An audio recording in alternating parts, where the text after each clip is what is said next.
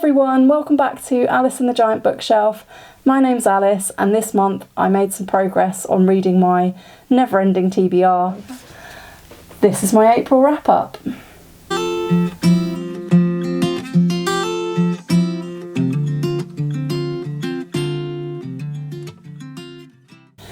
Hi, my name's Alice. Welcome to my channel, Alice and the Giant Bookshelf. Today we're going to be talking all about all of the books that I read and the audiobooks that I listened to in April. It was my best month for reading so far this year. I read 10 books in total. 2 of those were audiobooks. I definitely read a lot of books this month for me. Last year I had a bit of a reading drought. I was reading, but nowhere near as much as I normally do. My concentration span was terrible. This year I really wanted to read a lot more, and here's how it's been going so far in the year. In January I read 6 books, 3 of them were audiobooks. In February I read 4 books, 1 of them was an audiobook. In March I read 7 books, 5 of those were audiobooks. So this was a really good month. I felt like I was getting back into reading again. Without any further ado, let's have a look at what was on the book pile. I thought I'd show you these in chronological order, and the first book I read this month was Deadly Decisions by Kathy Reichs. Unfortunately, I really didn't get on with this book very well. A few years ago, I got a bit overexcited about being able to buy cheap sets of books, and I actually bought a set of 10 Kathy Reichs books because I'd really been enjoying the Patricia Cornwall series about Kay Scarpetta, and people who had liked that recommended to me that I try the Temperance Brennan books. These are the books that the series Bones is based on, which I've never watched. I do think that I've given Kathy Reichs a fair try now. I've read 3 of her books, including this one. I read the first one, which is called Deja Dead, and I read the second one, Death du Jour, and now I've read Deadly Decisions. So having given it 3 books into the series, I've decided to DNF the series. I will be unhauling 8 books on the strength of how much I love this book.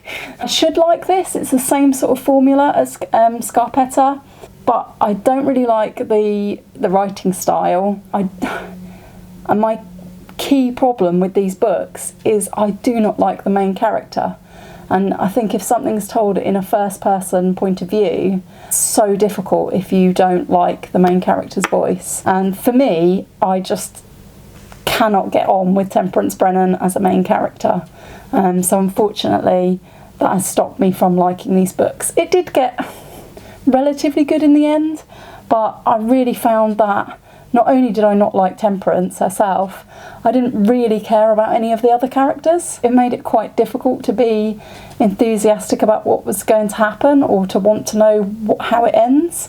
It does get good, but only sort of in the last 100 pages, and for me that's just not really what I want to read, so I won't be reading the rest of the series. This one is now being unhauled. My second book this month was Night School by Lee Child. I kind of needed something like this to perk me back up and get me back into reading after Deadly Decisions. This is a Jack Reacher book, and I've been really enjoying the Jack Reacher series. I've been really enjoying the Jack Reacher series so far. I haven't read them all in order, but I have started to try and read the last few in order. And normally when I read a Jack Reacher book, I go straight onto a Jack Reacher book next. I didn't do that this time because I am getting close to the end of the series and I don't want to run out of Jack Reacher books. So Night School was, I wouldn't say a typical Reacher adventure, and I wouldn't say it was my favourite. There are really 2 types. One is about Jack Reacher sort of in the present time after he's left the army, and the other type are the ones that are set during Jack Reacher's time in the military police. This one was set in his military police days. I do quite enjoy finding out about his past, and it was quite enjoyable. Most of this book takes place in Hamburg and involves Jack and his Sergeant Francis Neagley investigating a possible terrorist threat, and it's set in 1996. I really enjoyed this one, and it definitely kick-started my month of really wanting to read and really enjoying reading again. So Thank you, Lee Child. The third book I read this month was Caught by Harlan Coben. Like Lee Child, Harlan Coben is an author whose books I have really enjoyed in the past.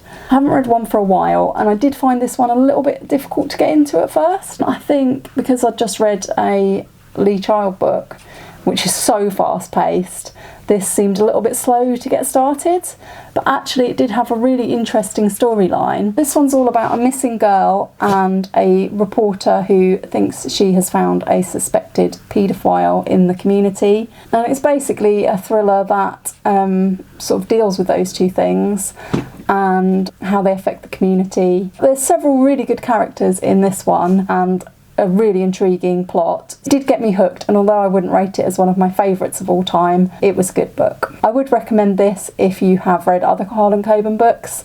I wouldn't start with this one, but he is a good author, so definitely check him out. The next book I read was a bit of a change of pace from all the thrillers. This is Help the Witch by Tom Cox. Help the Witch by Tom Cox is a bit of a different read for me because it was a book of short stories. I got this one as a present a couple of years ago, which was good because I really love Tom Cox's non-fiction writing. I've read all of his books about cats. He just writes hilariously about his cats. The cat books are called Under the Paw, Talk to the Tail, Close Encounters of the Third Kind, and The Good, the Bad and the Furry, and they are hilarious if you love cats and enjoy humorous stories about them. I've also read Tom Cox's non-fiction book that's more about nature, which is called 21st Century Yokel. I've still got to read Ring the Hill and his latest book, Notebook, which actually arrived this month from Unbound, so I'm really excited to get onto that one.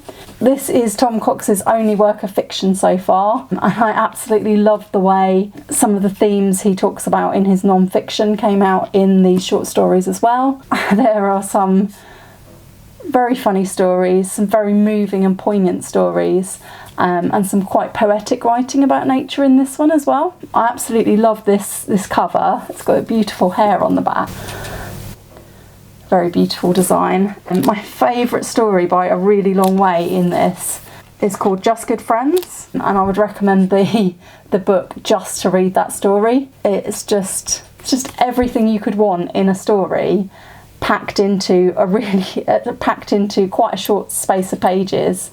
Yeah, definitely check it out. It's just, yeah, the way Tom Cox mixes the past and the present and brings them together in that story is just fantastic. My other favourite is the shortest story in the book, Robot, which was quite amusing, and all of these stories are very quirky, a bit folktale-ish, some of them are a bit spooky. When I got this, I thought it was going to be a book, just a book of ghost stories, and I'm really glad that it turns out that it's a much more eclectic mixture of stuff. Really enjoyed this one. I highly recommend this short story collection.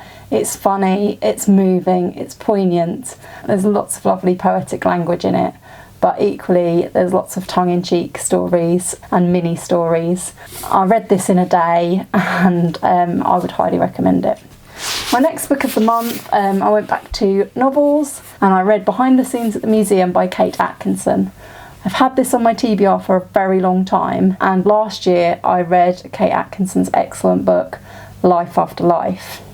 If you haven't read Life After Life, go and read it now. It is absolutely amazing. That said, most of the other Kate Atkinson books that I've read have been a couple from her Jackson Brodie series, so I didn't really know what to expect with Behind the Scenes at the Museum. I think I was even maybe a little bit put off by the cover, which is a little bit boring, and the title.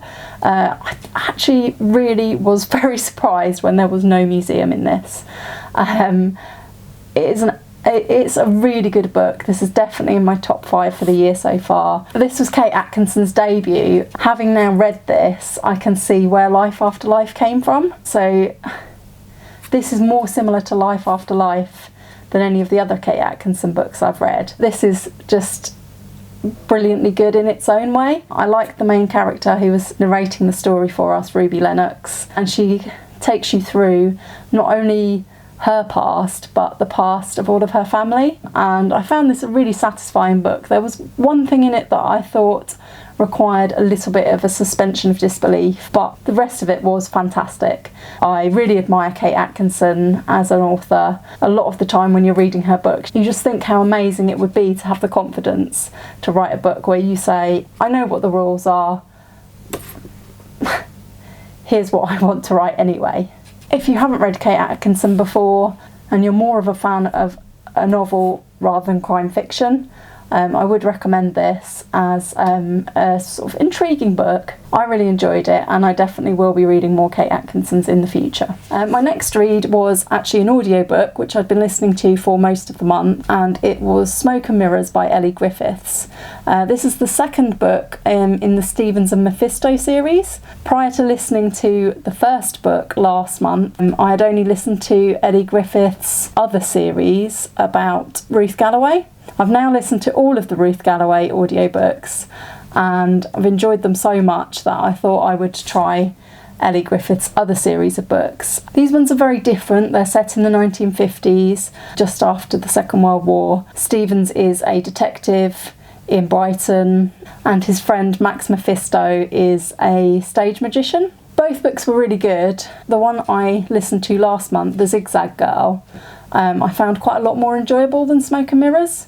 It took me longer to get through Smoke and Mirrors, and the subject matter of Smoke and Mirrors wasn't as listener friendly maybe, but I did enjoy it. It was an okay book. I will listen to the next one, but I thought after this one I would have a little bit of a break and listen to something different.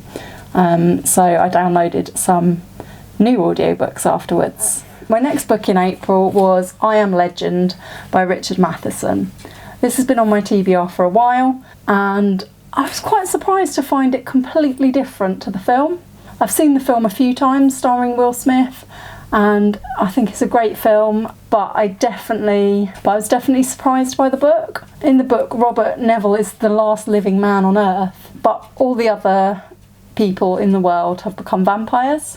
It's quite a good dystopian, sort of survivor-ish type book. It's hard to say whether it's more of a sci-fi book or a horror book. This is the SF Masterworks edition, suggesting that it is in fact sci-fi, but with the presence of vampires, you would be forgiven for thinking it was a horror. I thought it was quite a stark book, quite short, very to the point. The protagonist has survived a long time on his own and is quite disillusioned with the world, but still wants to keep on going. I think the author has written a really good and intriguing book. It didn't take me long to read. The ending, which is very different from the ending in the film, is really good. The next book that I read was my second book of short stories for this month, which is quite unusual for me. I don't often read a lot of short stories, and this one was called Madame Zero by Sarah Hall. These were very different from the short stories in the Tom Cox book. There were similarities because there's a lot of nature as well, but it was very different and very sort of surreal. My favourite story in this collection was called Later, His Ghost. It's about a man searching for fragments of Shakespeare to give to somebody as a present in a post-apocalyptic world. I would highly recommend that short story. Some of the others were not really my cup of tea. I found some of them a little bit hard going. The first story in the collection, Mrs. Fox, is very poetic, a very, very strange story. I did enjoy some of the stories more than others. Again, it was quite a quick read. This was actually my second attempt at reading it. I started reading it a couple of years ago and have come back to it. I certainly would read some of the stories again, but others I wouldn't bother with on a reread. In April, I also listened to The Guest List by Lucy Foley. This was a pretty good audiobook. I enjoyed that there was lots of different narrators, and this had been done very well in the audiobook that I listened to. I thought it was quite a good book, but a lot of it seemed a little bit too contrived for me. I might check out the author's other book, but I've heard that it's similarly contrived, so I'm not sure whether I will or not. The final book I read this month was Persuasion by Jane Austen. I haven't read very many books by Jane Austen. I've only read this one and Northanger Abbey, and I read Northanger Abbey lots of years ago now. I definitely enjoyed Persuasion a lot more than Northanger Abbey. I didn't quite know what to expect from it, so I had a little bit of trouble getting into it at first. Once I got to like the main character, Anne Elliot, it was a really good read. It gets steadily better and got very exciting towards the end of volume 1. and volume 2 had a very satisfying ending. So this was a classic that I definitely enjoyed, and I managed to finish it on the very last day of April. And now I need to take it back to the library because I've had it out of the library for a whole year. Thank you for watching. Please let me know in the comments if you've read any of these books, and if you have, what you thought of them. I have written about some of these books on my blog, Alice and the Giant Bookshelf, so please do check out the link in the description box for that if you're interested. I hope you enjoyed my April wrap up, and will join me again next time for another video all about books. Bye for now.